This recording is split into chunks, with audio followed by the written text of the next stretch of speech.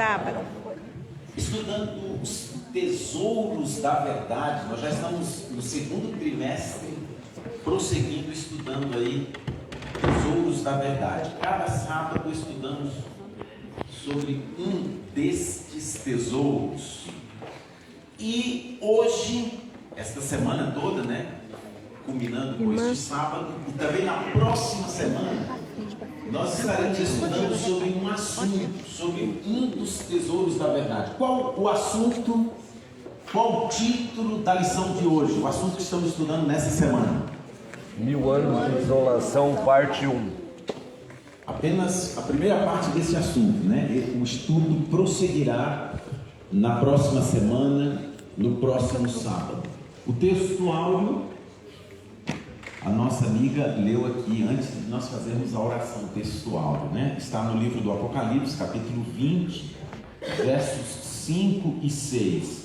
Mas os outros mortos não reviveram até que os 1000 anos se acabaram. Esta é a primeira ressurreição. Bem-aventurado e santo é aquele que tem parte. Sobre estes não tem poder a segunda morte, mas serão o quê? Sacerdotes de Deus e de Cristo, e reinarão com Cristo durante quanto tempo? O pensamento central: o mundo vê a classe de quem zombaram, ridicularizaram e quiseram eliminar, passar ilesa por pestilência, tempestade e terremoto.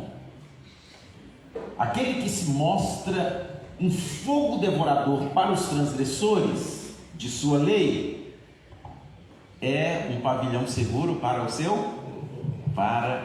povo. Vamos ao primeiro tópico. O primeiro tópico desta lição nos fala sobre o que marca o início do milênio. O que acontecerá que marcará o início do milênio? Deste lado aqui, uma das coisas que vai acontecer. O milênio não começa antes de acontecer isso. A ressurreição dos santos. A ressurreição dos santos. A lanterninha está acesa. Vai acontecer isso, mas ligado a isso, terá um outro acontecimento que também marcará o início do milênio. O milênio não vai acontecer, não vai iniciar antes de ter lugar este outro acontecimento. Na verdade, a ressurreição dos justos terá lugar no momento deste outro acontecimento. Deste lado aqui, qual será este outro acontecimento? A volta de Jesus. Então, o milênio já começou? Não. O milênio apresentado aqui na Bíblia ainda não começou. Por quê? Porque ainda não teve lugar a segunda? Não teve lugar ainda a segunda vinda de Cristo. Então, este tópico, ele foca nestes detalhes que marcam, que determinam o início do milênio. 2 detalhes aqui apresentados. Primeiro, a segunda vinda de Cristo. E no momento da segunda vinda de Cristo acontece A ressurreição dos justos. a primeira ressurreição geral.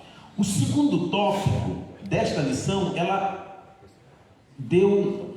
colocou um foco assim sobre esta ressurreição, alguns detalhes importantes que devemos ter em mente sobre esta ressurreição dos justos. Quais algumas características desta ressurreição dos justos? Agora eu vou perguntar para alguns irmãos diretamente. Irmão Vigílio, quer destacar aqui alguns detalhes que caracterizam a ressurreição dos justos?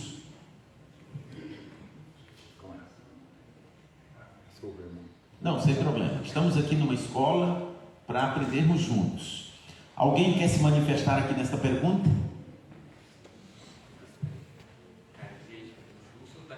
Da ressurreição. Como os justos vão ressuscitar? Por exemplo, um justo que morreu com a perna amputada, o que vocês acham? Ele vai ressuscitar sem aquela perna? O texto bíblico usa uma palavra aqui que para mim é muito forte. Diz que eles ressuscitarão incorruptíveis. O que os irmãos entendem que está incluído nesta expressão? Incorruptíveis. Irmão Ezequias. Sem mácula. Sem nenhum defeito físico e também sem nenhum defeito. Não é isso? O irmão Jorge ficou tão feliz que ele falou amém, aleluia. Irmãos, isso vai ser maravilhoso. Na verdade, irmãos, todos nós, apesar de servirmos a Deus, mas ainda temos uma natureza pecaminosa, sim ou não? Propensão natural para o pecado. E os justos, quando ressuscitarem, será que eles vão ressuscitar com esta propensão para essa natureza pecaminosa? Quando o apóstolo Paulo, escrevendo aos Coríntios, escreveu essa expressão: ressuscitarão incorruptíveis, com um corpo que neste corpo não vai ter nada de corrupção. Eles ressuscitarão com um corpo santo, um corpo glorioso. Os ímpios vão ressuscitar desse jeito? A lição de hoje não está focando na ressurreição dos ímpios, mas eu só mencionei isso para nós vermos que tem alguns detalhes que caracteriza a ressurreição dos justos, totalmente diferente da ressurreição dos ímpios. Isso aí nós vamos estudar em um outro momento. Então são detalhes que caracterizam esta ressurreição. Ainda neste tópico, sim, mano. Da eterna juventude. Muito obrigado.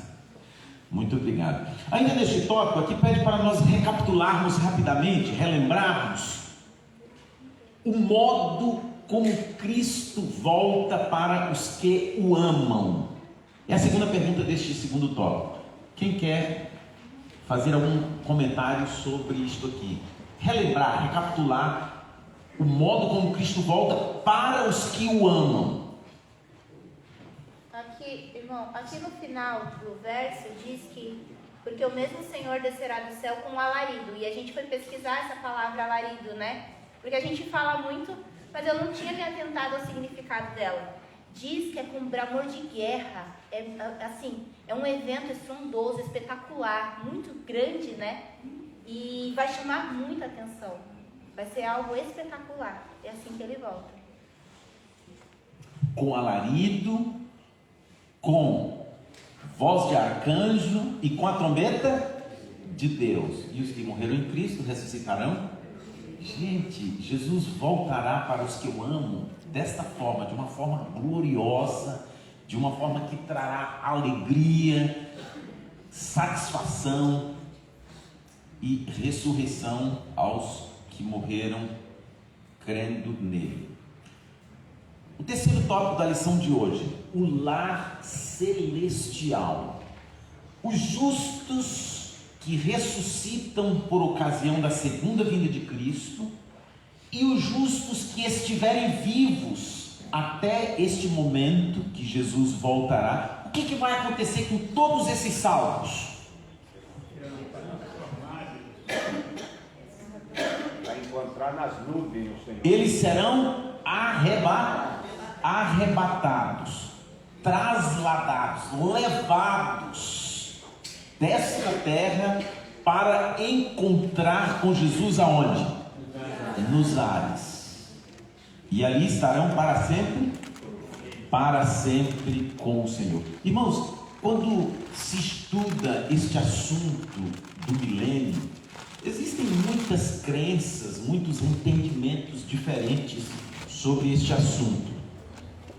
Um deles é que este mundo terá um milênio muito bom, governado por Jesus.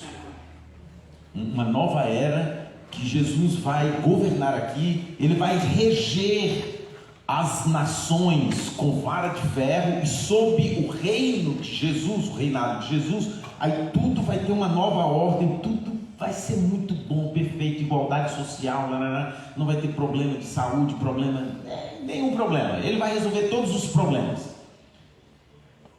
E quem ainda não aceitou a Jesus, terá uma segunda oportunidade de se converter e aceitar Jesus.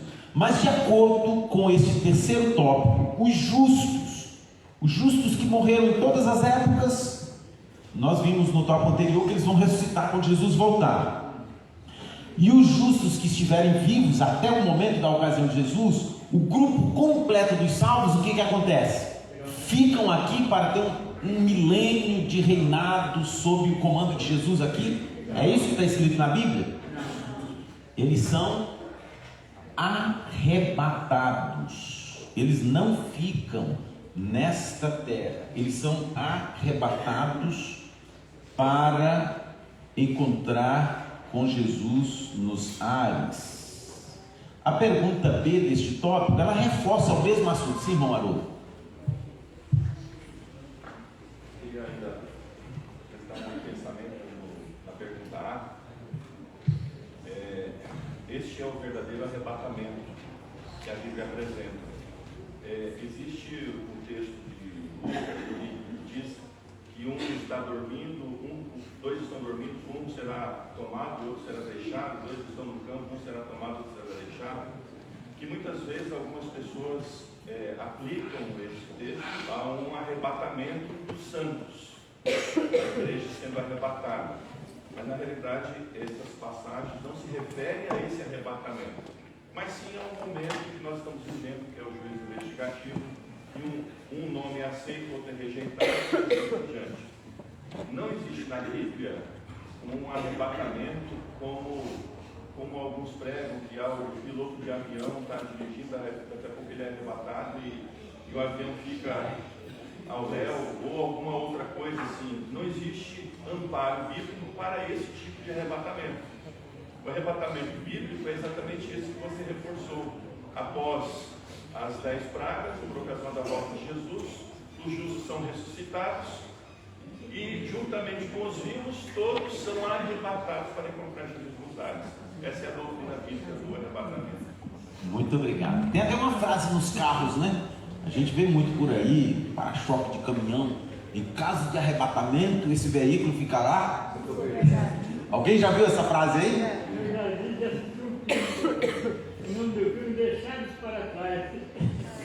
Mas essa verdade não tem base na palavra de Deus. Sim, na magnífica. Eu queria falar justamente sobre isso que o Figueiredo falou. Nós precisamos tomar muito cuidado com as informações que são passadas através de filmes, de séries.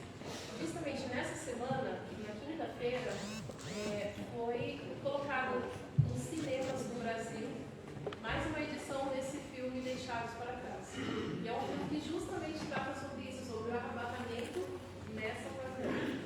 Arrebatamento em vida, estando no lugar, sobe, vai embora.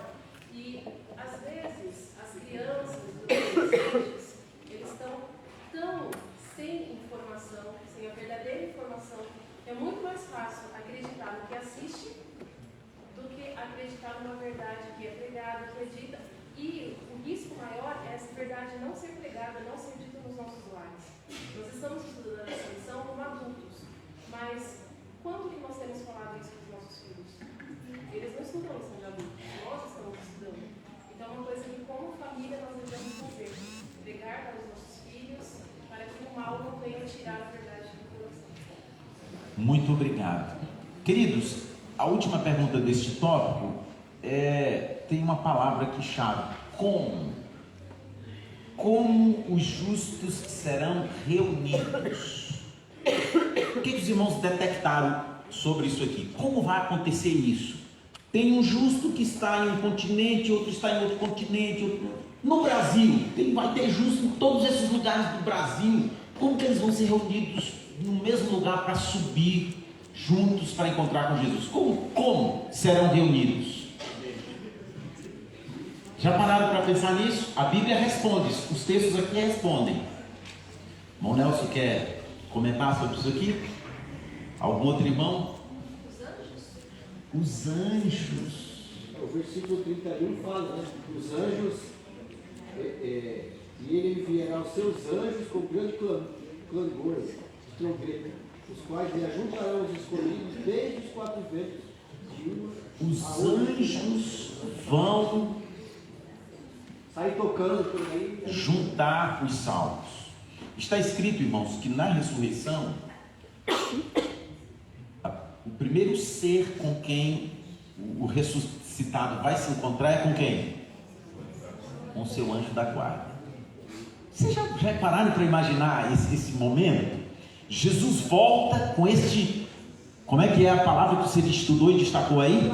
Com alarido, com a trombeta de Deus, e agora todos os salvos ressuscitam, e cada salvo se encontra com o seu anjo, e estes anjos, eles terão recebido uma ordem de Deus para fazer o que com esses salvos? Para juntar os salvos. É difícil juntar esses salvos do planeta Terra todo, pela hoste angélica. Isso vai ser muito fácil. Um anjo vai levar uma pessoa, vai ser muito fácil. Os anjos vão juntar os salvos e conduzir os salvos para encontrar com o nosso Senhor nos ares, né? Com que objetivo? A pergunta. Com que objetivo? O objetivo de os levar para o encontro com Cristo, com Jesus. Sim, irmão. La visión que vio Elena Geruá, dice que vio a lo largo al este una pequeña nubecita negra, del tamaño de la mitad de esta mano. A medida que esa mano negrita se iba acercando, iba brillando. Y cuando ha llegado al momento cumbre, estaba completamente iluminada la parte de atrás. Y ahí estaba Jesús en medio. ¿Qué era esa nube? Eran millares y millares de ángeles que traían a Cristo. Y Cristo, y ellos venían con el fin de este occidente para recoger a todos sus escogidos. Por eso el apóstol Pablo dice, no seremos delanteros a los que durmieron. Los muertos en Cristo resucitarán primero. Luego nosotros los que estamos vivos iremos con ellos juntamente. Amém. Deus seja louvado por nos revelar essas maravilhas em sua palavra. O quarto tópico da lição. O quarto tópico agora, ele foca nos ímpios, né? Apresenta aqui qual será a experiência dos ímpios neste momento da segunda vinda de Cristo, quando determina o início do milênio. O que ocorre com os ímpios na segunda vinda de Cristo? Quer responder essa daqui, Cristian? Bom, eles são tomados por uma experiência muito amarga, né? Imagina, eu já presenciei isso quando eu estava indo fazer um concurso e uma pessoa chegou por um portão que tinha acabado de fechar. E ele chorou, ele se espelhou, ele falou, mas olha, eu peguei trânsito, eu tive que deixar meu carro 3 quadras para trás, eu vim correndo. E o porteiro falou para ele, eu lamento, é o horário. E isso vai ser experiência. Eles vão chorar, eles vão se lamentar, vão estar tomados de um desgosto, de um apagamento. Porém, a gente entende também que isso não vai ser de arrependimento, né? Interessante isso, né? Eles vão se lamentar, vão chorar, mas não é de arrependimento, é apenas o medo, né? O medo. E o finalzinho da... Cristo venceu e eles perderam. E seguindo essa linha de raciocínio, o finalzinho da nota diz: Cristo não apresenta aqui um milênio secular, ou seja, 1000 anos em que todos devem se preparar para a eternidade. Quem não se converteu, se converter, ter uma nova oportunidade. Não é isso, ele não apresenta isso. Infelizmente, essa vai ser a experiência, a sensação, o sentimento dos ímpios. Sim.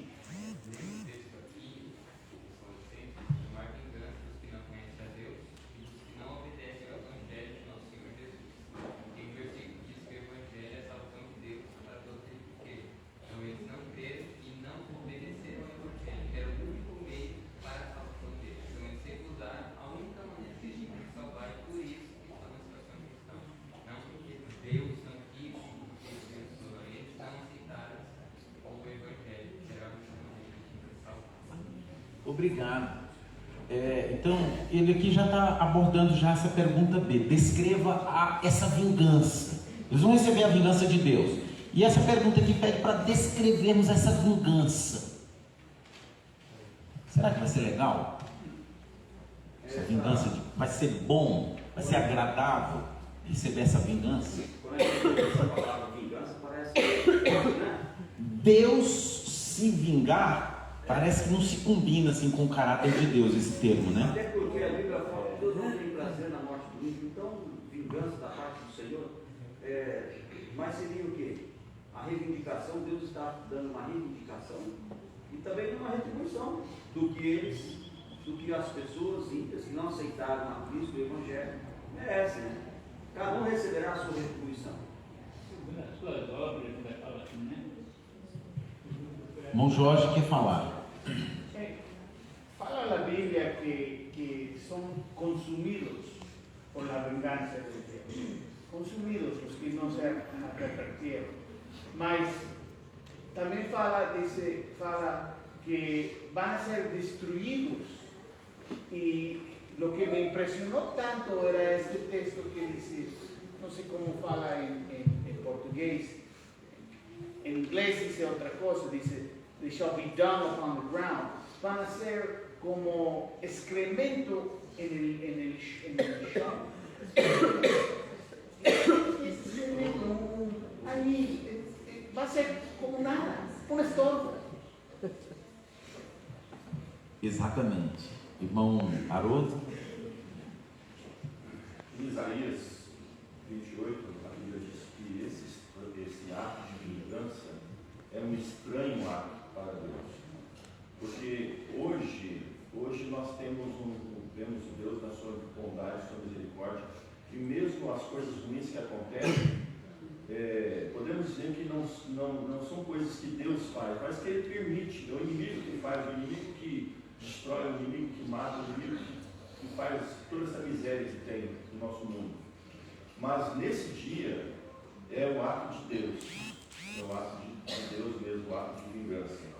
E o texto do grande conflito diz assim, a severidade da retribuição que aguarda o transgressor pode ser julgada pela relutância do Senhor em executar a justiça.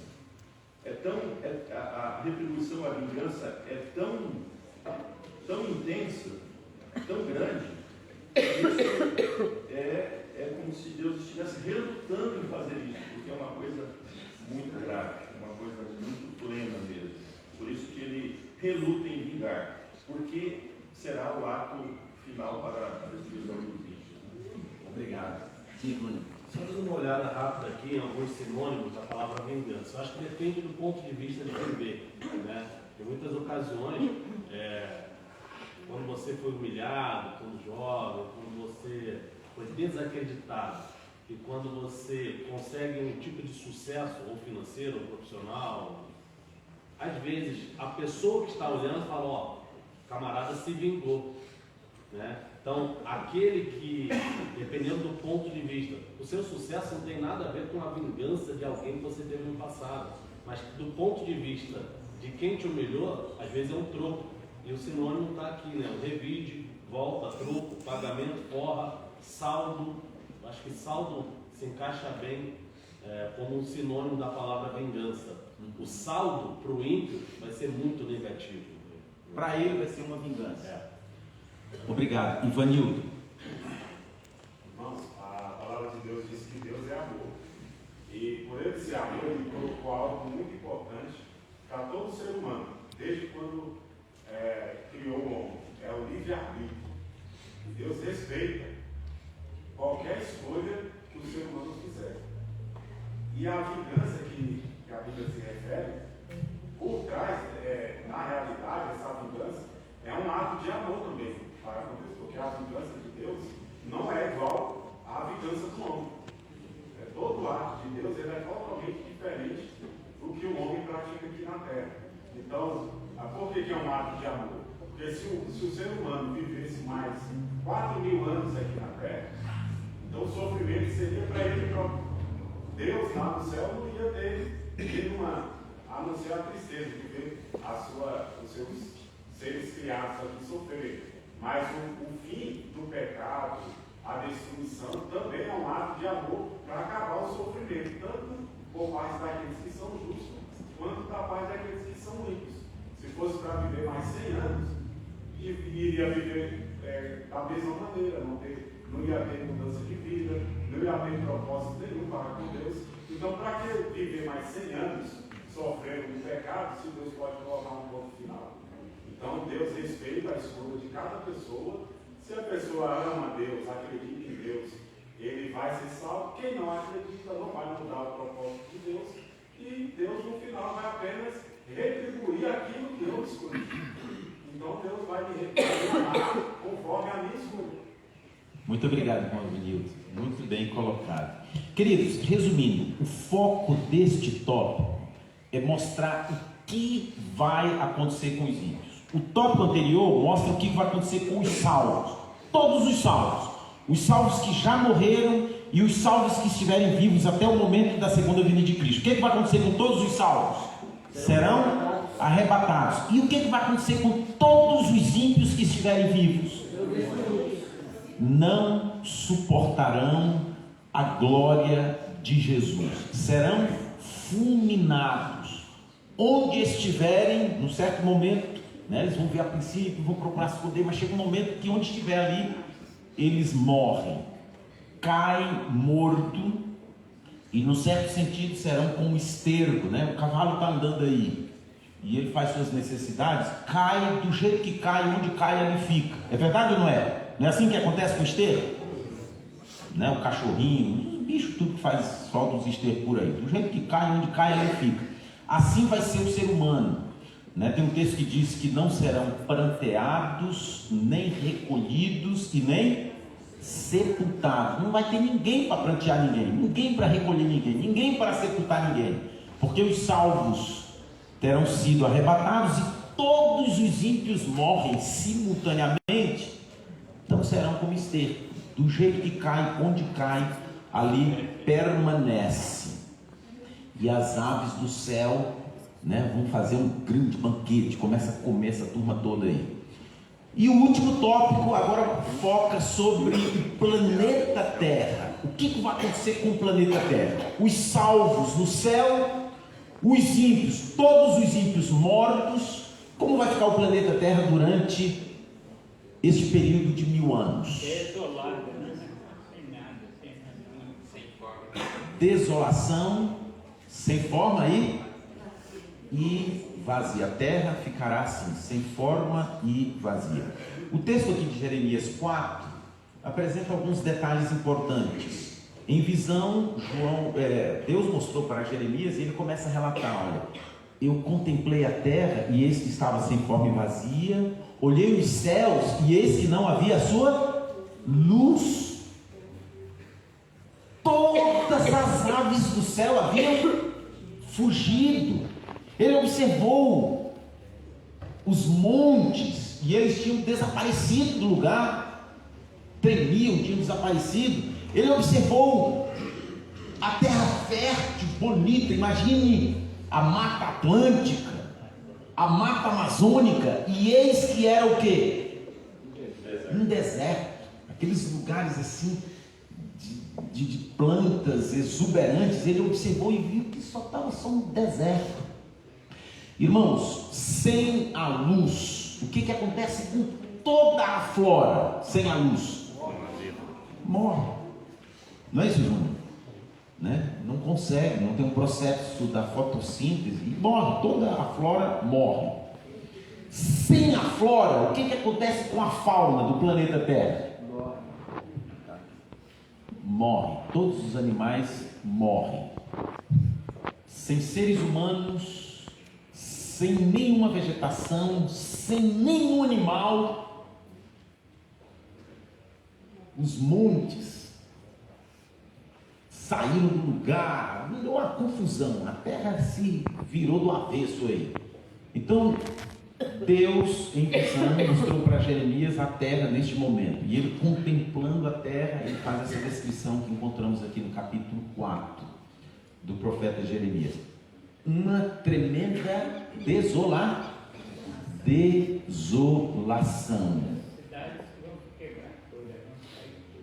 Porém, a última pergunta da lição de hoje: isto será o fim absoluto do planeta Terra, o fim absoluto dos ímpios? Não, ainda não. Ainda não. Esta morte dos ímpios por ocasião da segunda vinda de Cristo não é a morte eterna ainda. Os que morrerem ali, juntamente com os ímpios que morreram desde o início e estão mortos e não ressuscitam quando Jesus volta, eles permanecem mortos, é o textual da lição, mas os outros mortos não reviveram até que os 1000 anos se completassem. Depois dos 1000 anos, não vamos estudar esse detalhe hoje, isso aí fica para o estudo da lição do sábado que vem. Essa terra ficará totalmente desolada. A lição de hoje termina com isso aí. Agora, os salvos lá no céu, o que eles vão fazer durante os 1000 anos? Isso aí nós vamos estudar no próximo sábado. E nessa terra aqui, sem nenhum ser humano, não vai ficar ninguém aqui. Quem vai ficar? O que ele vai ficar fazendo? Isso aí também é a lição do próximo sábado. E quando terminar os 1000 anos, que acontecer essa ressurreição que eu acabei de mencionar, o que vai acontecer com esses ímpios? Como será? Tudo isso aí nós vamos estudar na próxima semana. Então peço aos irmãos que durante a semana já vão estudando a lição em casa, se familiarizando, para juntos aqui prosseguirmos o estudo deste assunto sobre o milênio. Mas eu gostaria de deixar uma reflexão, que a lição de hoje nos traz esta reflexão. A lição de hoje nos mostra claramente a população do planeta Terra dividida em 2 grupos no início do milênio. Sim ou não? Um grupo que sobe com Cristo, para passar 1000 anos com Cristo. E um outro grupo que perece e fica morto aqui na Terra. E queridos, quem de nós estará vivo, não vai morrer até chegar esse momento, nós não sabemos. Mas uma coisa está claro pelo que está na Bíblia: nós vamos pertencer a um dos 2 grupos. Durante o milênio, ou ficaremos na terra desolada, ou ficaremos aonde? No céu com Jesus. Jesus fez tudo para irmos ao céu com Ele. Saiu na lição de hoje, João capítulo 14. Lembra que está lá? Está na lição de hoje esse texto de João 14. Quem quer citar esse texto? É muito conhecido, muito lindo.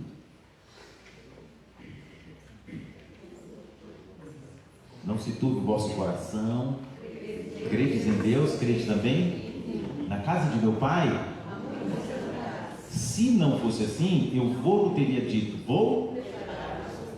E se eu for e vos preparar lugar, outra vez, e vos levarei para mim mesmo, para que onde eu estiver, estejais vós também. Queridos, Jesus está preparando lugar. Ele está fazendo de tudo. Ele veio a este mundo, viveu a vida de obediência perfeita e perpétua que Adão deveria ter vivido, e infelizmente Adão não fez isso. Mas Jesus teve essa vida e ele conquistou o direito da vida eterna. Mas mesmo tendo direito à vida eterna, ele não foi para o céu desfrutar da vida eterna que ele tinha conquistado.